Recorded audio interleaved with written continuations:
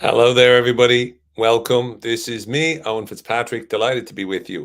And hopefully, if my calculations are correct, in the words of Dr. Emmett Brown of the infamous Back to the Future, if my calculations are correct, then I should be on Facebook, LinkedIn, YouTube, and of course, Instagram.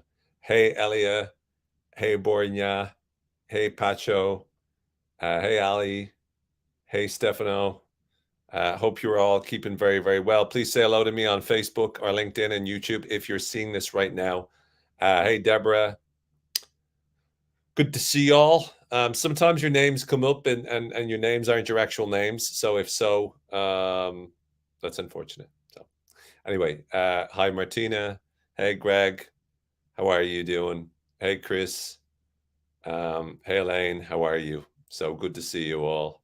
Hope you're keeping well. We've got Lucila, we've got Christina, we've got Ali, Alexandra, we've got Heather. Good stuff. You're very welcome to this session.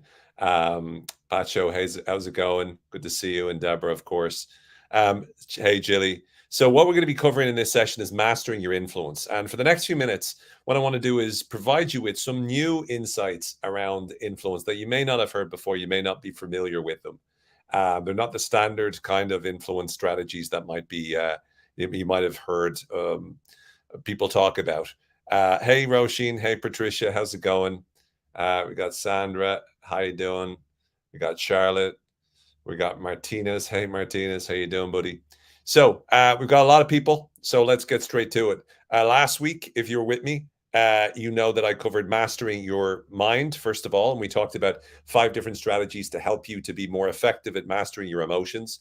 Things like emotional granularity, right? Labeling your own emotions, identifying and working with your triggers, those kind of ideas as well. We also talked recently about, I suppose, the day after last week on the Tuesday, we looked at, okay, so how do you manage your life? So, what are some strategies about habits? We talked about things like temptation bundling and habit stacking. And we also talked about managing your focus, the ceiling effect in terms of low ceilings for focused activity and high ceilings for more creative activity. So we covered quite a lot. What I will ask you is, could any of you that use something that you learned last week stick it into the chat?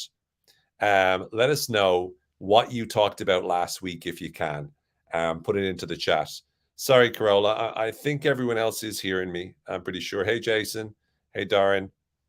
But if you can, please share what did you use from last week? Hey, Suzanne, I'm hoping that you used something from last week in the work in terms of from the little mini workshop, the mini webinar that we did. So please, in the chat somewhere, let us know. Okay, so Ali used temptation stacking. Love to see it.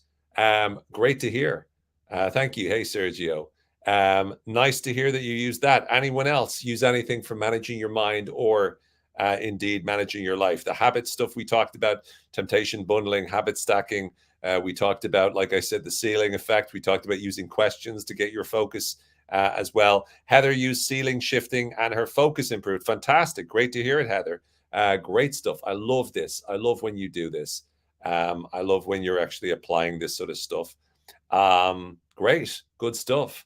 Hey, Ed, we've got Elaine. Hello. Elaine used emotional granularity. Great stuff. Good for you, Elaine. That's excellent. Again, being more specific about the emotions you're feeling. So, with that in mind, let's get to what we're here to talk about today, which is mastering your focus. Hey, Tom, emotional granularity for Tom Feeney as well. Fantastic, Tom. So, when we talk, Jason again likes the ceiling system. Excellent, Jason. So, today we're going to talk about mastering your influence. And this time, I'm going to share with you 3 strategies for influence, AML, that I think you'll find useful. And so the first strategy is what I call 2 for you and 1 for me. So a lot of you who have followed me for quite a while will understand that one of my main areas of focus, in fact, my main areas of focus is on beliefs and changing beliefs and influence. And in terms of influence, my philosophy around influence is always that, if you want to be more effective at influence, you need to first ask the question. Roshin got habit stacking. Fantastic, Roshin. You have to first ask the question, what is it that the other person wants? And once you identify what the other person wants, then you need to understand what you want, and then you find a way to connect the dots. And that's how you're successful at influence anything. So with this strategy, 2 for you and 1 for me, I'm simply basing it on the principles of negotiation. So in a negotiation, we have we instigate or apply one of the rules of influence, which Dr. Robert Cialdini, author of that amazing book behind me, Influence, the yellow book there, calls the principle of reciprocity. And it's this feeling that we feel like we need to reciprocate whenever someone gives us something. And so, in order for you to be persuasive, that two for you and one for me strategy is you find two things that you can concede on in an argument. So, let's say you're having a conversation with someone and you want to move them from where they are a little bit closer to your point of view. Now, you're not going to transform someone's deep seated beliefs in a moment. But if you want to move them in some direction, if you want to get them a little bit further where you want them to go, then one of the best things you can do is figure out two things about what they're saying, about their point of view. Even though you might overall disagree with it, find two things in it that you agree with.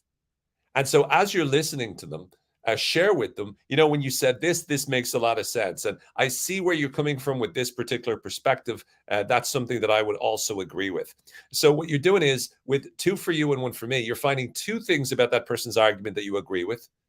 And as a result of that, you're then sharing with them what you feel very strongly about. And they're significantly more likely to allow themselves to be swayed by you and allow themselves to believe what you're saying because you've given them two things. In other words, because you've found two things you agree with, you're giving them those two things. You're conceding those 2 points. And in doing so, and I mean, from your perspective, it has to be true. So you're conceding them because, well, you believe in them, right? You believe that they are correct, in fact. You're being very specific and clear about what you do agree with and what you don't. But by saying two things that you do agree with or do believe to be true, that then puts the onus on them. And then when you share your perspective about something, they're more likely to buy into or to concede to your point as well in that case. Now, typically we avoid this a lot. And we avoid it because we're too afraid of the thought, if I admit any sort of weakness, they're going to pounce on me. Well, you're the person who will allow them to pounce on you or not. The key is to be very steadfast in how you do what you do. So you're very clear about what you will concede, but you're also very clear about what you won't. And you're ensuring that as you communicate and articulate yourself to them, you're ensuring that you're doubling down on what you do believe, but at the same time, you're giving them the two. So two for you and one for me. That strategy is concede to 2 points that you actually agree with in the other person's, dialogue or perspective, and then share your point of view. And they're significantly more likely to buy into what it is that you're saying. Mel says, I really need a new job. Really hope you find it useful. Let me know how it works for you as well. I think you'll find it surprisingly useful and surprisingly beneficial. So that's the first thing, what I call two for you and one for me. The second strategy that I recommend is something that some of you might have been familiar with. I think Chris Voss mentioned it in his book in terms of Never Split the Difference. He's a former FBI negotiation, but it's what I call reverse exaggeration questions. It's something I've been using for many years.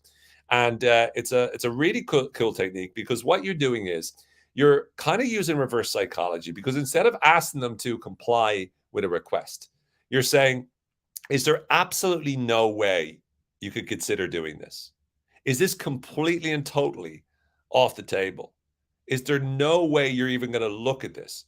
Because what you're doing there, the reason I call them reverse or reverse exaggeration questions, is because when you're positioning that to them, it's very difficult for people to commit to something 100% like that. Like, part of the reason why people say no is because they feel under pressure if they say yes, right? But in this context, you're saying, is there no way you're ever going to do it? You're actually asking for a commitment. And the fact that you're asking for a commitment, and the fact that probably one of the main reasons why they're saying no to the commitment in the first place is because they don't want to make the commitment. When you're turning the tables and you're saying, is there no way whatsoever, would you never ever consider it? You're asking them to make a commitment. And since they don't want to make a commitment, they're more likely to be able to say, well, no, I will consider it at some point in the future. They're more likely to be open about potentially changing the narrative moving forward, changing their point of view, changing their argument moving forward. So it's a very, very effective way. I call it reverse exaggeration questions. But it's a great way to be able to, turn the tables. When someone is like saying no to something, oftentimes they say no because they don't want to commit to the yes. But if you turn the tables, you make the no a commitment in and of itself by saying, is there no way you'd ever consider this, or is this completely off the table? Then you're using the very thing that stops them from saying yes as being the very thing that at least opens them up to the possibility of saying yes moving forward. So that's another one of my favorite techniques. And another technique, which I think you'll find very, very useful, is what we call motivational interviewing. And this leverages a psychological concept known as motivated reasoning. And that is, we tend to look for reasons as to why we're correct. And we convince ourselves of perspectives based upon these reasons. And so if you want to be able to move someone on a particular perspective, let's say, for example, you want to get them to do something that they don't believe in very much, right? Or they don't want to do. Let's say you're trying to get those of your parents are trying to get your children to clean their room. You ask your child on a scale of 0 to 10, 10 being, super excited and pumped to do it and really wants to do it, and 0 being, no way, I hate this more than anything I've ever done in my life. How would they rate cleaning the room? And you're asking them to give you a general score between 0 and 10. Now, they're very unlikely to give you a 0 or even a 1. And the reason is because if they do that, that's a little bit of a hyperbole, a little bit of over-exaggeration there. So if they want to be very honest, what they'll do is they'll give you a rating of maybe 2 or 3, which is still very low. But here's the trick. When they tell you it's a 2 or a 3, what you then say to them is you say, okay, perfect. As a matter of interest, what made you rate this at a 3 and not at a 0? And what will happen then is they will then go and have to justify why they rated it a 3 and not a 0. In other words, they'll start arguing for the merits, arguing why it's not the worst thing in the world, arguing why it might not be as bad as they might think it could have been. And they'll start to give you the reasons why. So in other words, they'll start arguing in the right direction. They'll be arguing why it is higher than the default of 0. And so it's called motivational interviewing, and it's a very effective way of, again, moving a person's perspective, moving a person's point of view. So I could say, how certain are you from 10 being absolutely convinced to 0 being, completely and totally doubtful? And they might say, well, I'm an 8. And if I want to challenge that belief, I'll say, why did you say 8 and not 10? And then they're going to be starting to give me all the reasons why it's not a 10. In other words, they're going to be explaining all of the potential doubts as to what they're not sure of. And again, that's going in the right direction. Now, let's say on the other hand, you want to help a person believe something useful or believe in themselves. And I say, how much do you believe in yourself out of 10? And they say, well, I give myself a 5 out of 10.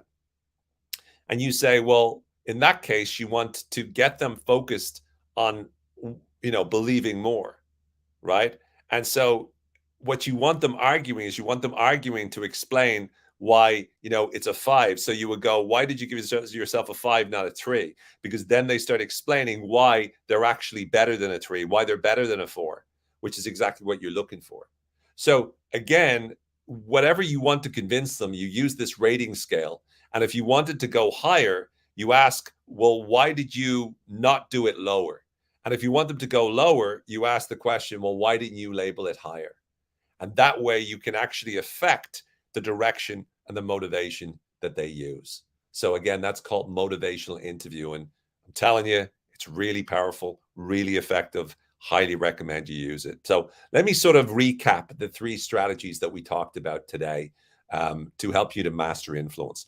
The first one is what I call 2 for you and 1 for me. That's in a conversation, in a negotiation, in an interaction, in an influence scenario with someone. If you're trying to change their mind about something, find 2 things you agree with in what they've said and agree with it. And, explain why you understand where they're coming from, why you believe they're correct on that. And then share your point of view. And it's more likely that they're going to find what they agree with in what you've said as well. The power of reciprocity in that context. The second thing is what I call reverse exaggeration questions. And this is when you ask the question like, is this completely off the table? Is there no way you'll ever do that? What you're doing is you're taking someone who's saying no because they don't want to commit to a yes, and you're making the commitment to the no being the thing. So in order for them not to have to make the commitment, they're going to turn around and be more likely to be open to the fact that they can change their mind down the line. And then motivational interviewing is when you ask them to rate themselves in a certain area between 0 and 10. And then whatever they say, if you want it to go higher, you ask, well, why wasn't it lower? And then they'll explain why they made it as high as they did. Even if that's relatively low, they'll still be arguing for its merits. Or if you want it to go lower, then you go, well, why was it that high? What is it you're looking to be able to do? And so whatever way you use this, you can make people less sure of a particular idea, or you can make them more sure, because again, you're leveraging their motivations, their reasons, in terms of their rating, and you're getting them to focus their attention on those things. These are very, very effective, very, very powerful strategies. I hope you can go out there and start to apply it. Hey, Alex. Hey, Cindy. I hope you can start to go out there and apply it and start to use it in the conversations that you have.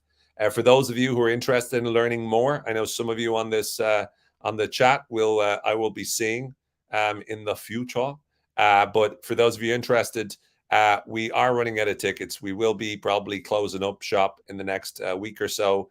We've only got a handful of tickets left for the Changing Minds Seminar, Dublin, Ireland, 21st to the 23rd of April 2023, in the heart of the Dublin city centre. Get your tickets at owenfitzpatrick.com/seminar. Everyone who attends will also get a copy of the full training online, and you'll get a full copy of that online within a few weeks after the course, which you'll have access to for I think 12 months or so. So it's definitely worthwhile attending, and you'll be able to watch back whatever you do, because as I said, all participants will get that as well. I really hope you can make it. Tomorrow, I've got another webinar. We'll be talking about mastering your future. We're going to be walking you through 2 really powerful techniques for building your future. So definitely recommend you make it. Same time, same channels, same way to access, same face. Maybe I'll wear a different shirt, but everything else will be the same. But I hope I will get to see you there. You're very welcome, Amel. Hopefully, yes, that would be great. Hopefully you'll be able to make it happen. You're very welcome, Ali. Thank you very much, Steph. Thank you very much. Great. Hey, Rachel. Heather, you're very welcome. Hey, Jillian. Can't wait to apply these, especially with teenager bedrooms. Good to hear, Roisin. Now, if it's a teenage, it doesn't work miracles, but it'll help for sure. Alia, you're very welcome. Super. Thank you very much, everyone. Thank you, all of you on Facebook tuning in. Thank you, all of you. Thanks, Tom Feeney. Thanks, Cindy. Thank you, Suzanne. Thank you, Greg. Thank you to all of you on Facebook, on LinkedIn, on YouTube, and of course on Instagram. Great to see y'all. Thanks, Elaine. Thanks, Elia. Be well. Thanks, Jason. Thanks, Patricia. Be well, everyone. Take care until tomorrow, where we'll see you again, same time, same place. And thanks, Steph. Thanks, Alish. And until then, thanks, Alex. May the force be with you, and may you always continue to believe better. Be well, take care, and I'll talk to you soon. Bye for now.